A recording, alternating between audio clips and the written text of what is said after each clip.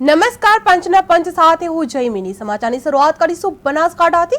બનાસકાંઠામાં પૂરથી પીડિત લોકોને રાહત પહોંચાડવા માટે રાજ્યના મંત્રી જગદીશ વિશ્વકર્મા આજે સુઈગામ પંથક માટે રાહત કીટો ભરેલી ટ્રકો રવાના કરી છે. પાલનપુર કલેક્ટર કચેરીમાંથી 2 ટ્રકોમાં ભરેલી 3300 રાહત કીટો મોકલવામાં આવી હતી, જે દરેક કીટ 15 કિલોની છે. મંત્રી વિશ્વકર્માએ જણાવ્યું હતું કે વિધાનસભાના અધ્યક્ષ અને કેટલાક ધારાસભ્યો પોતાના પગાર પણ સહાય માટે આપ્યો છે.